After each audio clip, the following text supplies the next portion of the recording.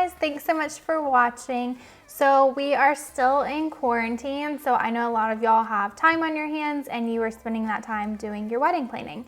So I wanted to show y'all how to use Allseated. That is the program that we use at the venue to see where your tables are gonna go, how the layout of everything is gonna look, and that's how we set it up, is how y'all design it on Allseated. So if you are a current client of ours and your wedding is coming up in the next couple of months, we sent y'all a link. It's called Allseated. Just check your email for that. If your wedding is in a few more months and you didn't get the email from us, you can go ahead and just ask for that and we're happy to send it to you. So just check your email from Allseated. If you didn't get it, just let me know and I'll send that over to you. So we're gonna dive right in. If you go to Allseated, this is what the layout is gonna look like, but you can make multiple layouts. So if you just click right here on New Floor Plan, Venue, name it, we're just gonna call it Test 1, and then click Ballroom. And then done. This is the layout of the ballroom at Hidden Creek. So this would be where the barn doors are. Those are usually closed shut. It's up to you. I personally like them closed shut and doing the head table there. And then this is actually the side where the ceremony site is. So after the ceremony, your guest would come in these side doors, more of the middle ones, because that's where like the ramp leads, is right here to the middle. This is the bar area and obviously our staircase. So what you're gonna do is you're gonna click on Objects. And the first thing you need to ask yourself is, what is my guest count going to be?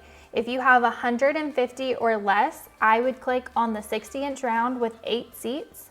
If you have more than 150, I would go ahead and do the 60-inch round with 10 seats. For today's purposes, I'm just gonna go ahead and pretend like I have 150 guests coming. So I'm gonna click on 8 seats and I'm gonna put a table right there. And then you're gonna click on it and then click the arrow over and clone it. So you just keep clicking that and then you click each individual table and drag it.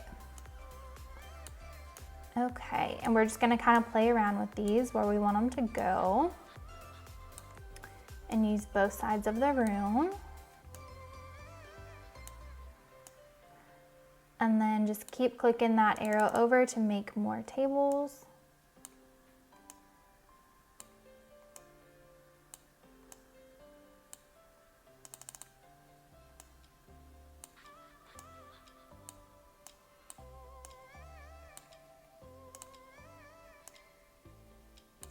And they don't have to be perfect because obviously we'll set them up a little bit better than on here.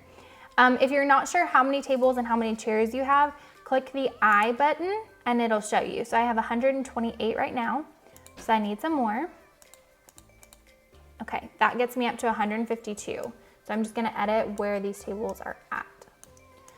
So I think one of the big important things to keep in mind is leaving this doorway open. That way people can walk through and have a nice big open space. And we're gonna go ahead and put that one there. And then I don't like how many tables are on this side versus this side. So I'm gonna go ahead and put one right there and leave this nice and open. And then that gets you 152, but what if you have a bridal party and you want them to sit with y'all? Then I would click on the 8-foot table. We're gonna turn it long ways like that. Now, you don't want your wedding party to be sitting here because then they're gonna block your faces and your photographer can't get good pictures if people are sitting right in front of you, and then your guest can't see your faces either. So what we're gonna do is go to Chairs and we're gonna click on Up. And then we can pick how many we want to have. I'm gonna stay with 4 and click Apply Changes. And then just turn it the way it needs to go. So then this would be you and your husband, and then your maid of honor and the best man, all right there. Well, what if you have more than just the 4 of y'all? I would go back to Object, and then click that clone button again, rotate it, and put that right there, clone it again, put that one right there.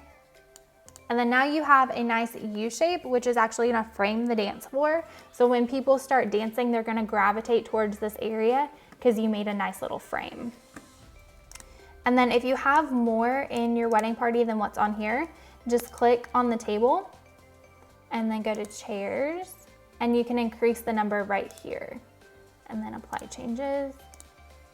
Again, increase it and apply changes. If you're using an 8-foot table, I would recommend not having any more than 5 per one side. If you're doing a 6-foot table, no more than 4 per side. And then let's play with where we want our DJ to go. So there's a lot of different options for the DJ. They usually prefer a 6-foot table. We could scoot these tables down and have the DJ be right here close to you. That way, if there's any requests or anything, he's right there in the action. Or we could take this table, put the DJ more in the corner area, so he's still accessible, but not so much in focus. And then we would just edit where these tables go.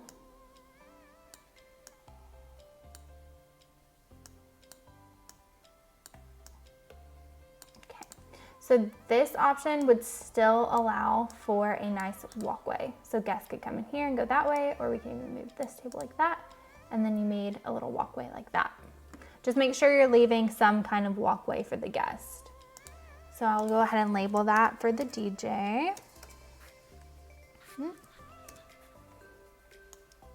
And then another option, if you had too many tables down here for the DJ to fit comfortably, you can always put the DJ upstairs in the loft area. So to do that, I would just go ahead and put a table like this and then label it as DJ upstairs, like that.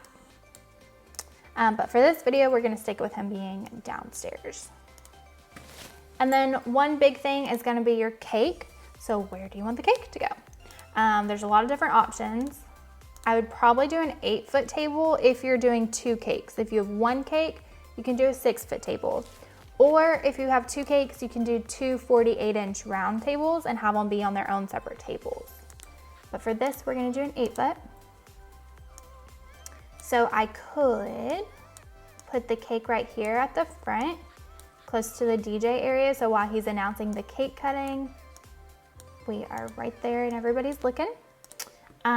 I kind of like doing it a little bit separate, so I'm gonna move this table down here, and then I'm gonna put my cake like that. And then I want this one, and just scooch them down a little bit. And there is a lot more room in the venue than it looks like on here, so the tables are not this close together. And then that one we're gonna label as cake. So this allows it to be up close to y'all, so that way people are noticing it. Usually cakes are really pretty, so you want to give it a lot of attention. And then it's easy to get to, so you can stand behind it and cut it. Whenever you're cutting your cake, you're always gonna stand behind it. And then food. Most of y'all do buffet. If you're doing plated, you don't need tables for this, but if you're doing a buffet, my favorite place to do it is around the staircase, just because this is a lot of open space that's gonna go unused. You don't wanna make people sit behind the stairs because then they can't see you. And we're just, again, gonna clone tables as we go. Okay, so this would make a nice U shape, so that way the guests, as their tables are being dismissed, can start here and make like a flow like that and then come out the other side. That way people aren't running into each other like that. And then this is the bar area right here, so that way as people are making their rounds, they can also grab a drink refill before they sit down. Another important thing to keep in mind is if you're having alcohol being served at the bar, I would really recommend doing a tea and water station somewhere else. That way you don't have 150 people clogging up the bar just asking for water when you have the bartenders paid to serve the alcohol. So take a 6-foot table and stick it in this little nook right here is a good spot. And we're just gonna label this one water. That way people can grab a drink. Another option would be to take this table and move it to this side of the room. Still not blocking the door. And then move our water table right there. So that's also a good spot because then the bar is there, the water's there, easily accessible. I would definitely recommend putting a couple of high tops on the patio, like this. That way, as people are hanging out during the night, if they need a break from the music and to get out for a little bit, they have somewhere to set their drink down on a table to hang around and talk with each other. And then for your gift table, I know there's so many tables involved in this. This is a glass wall right here. It covers our AV booth. So you could just stick the gift table right there. I personally like doing it on the patio. That way, as people come to the venue, before they go sit down, because this is where the ceremony side is, they can set the gift down and not have to hold it the whole time for the ceremony. So we're gonna do gifts. And then we do have 4 wine barrels that y'all are welcome to use inside or outside. I personally like them by the doors. So what I'm gonna do is draw them. I make them 3 by 3 just so that way I can see them. And I label it WB for wine barrel. And then right there, clone it with that arrow and put it right there. So now as your guests are walking in these doors from the ceremony, you can have your seating chart here. You can have pictures of y'all, anything cute like that to really frame the doors as guests are walking in. And since we have 4 wine barrels, I would go ahead and put 2 of them at the ceremony site, right where the turf starts before the chairs. That way you can put your sign-in book. So as people are walking to their chair, they're signing the book. That is a really good time to get people to sign it because they're not gonna wanna stop dancing and stop talking to people during the reception to sign it. So if you can get them to do it before they sit down at the ceremony site, you're gonna get a lot more signatures on your guest book. So I'm gonna put 2 right there, and then I'm just gonna label them at ceremony site. So that way I know. And then another table to keep in mind is gonna be if y'all are doing a unity ceremony, so like sand or a candle or anything like that, you're gonna need that. I recommend doing a high top, so that way you're not bending over, pouring sand and lighting candles, you're at like eye level with it. And then I'm just gonna put this for ceremony. And it's kind of hard to see, so I'm gonna take my little hand and drag this down so I can see it better. And then you also have the in and out zooms right there. Now, what if you were doing a photo booth? I would take the water and move that right here. And then you're gonna take a square and make it about 10 by 10 and just label it photo booth. I like doing it by the bar area so that way while people are waiting for a drink, they're taking a picture. This is a really good area to do it. And then you're definitely gonna wanna add like a little table here for props to be set on. So I know there's a lot of tables. I know this seems like a lot of work. It's not too bad. If you have time, go ahead and play around with it. If you don't know how to do it or you're stressed about it, don't worry about doing it. During the final walkthrough, I'm gonna meet with you and I'm happy to do it for you in person. So whenever you come to the office during the final walkthrough, we'll go over it together. And then another thing to keep in mind while you're doing it is your linen color. So just be thinking about that as well. If you have any questions or you need any help with it, there is a little live chat button that you can talk to the Allseated help specialist and they can help you through with it. If you need help with where the tables are in correlation to the venue, then ask me and I'm happy to help you with it.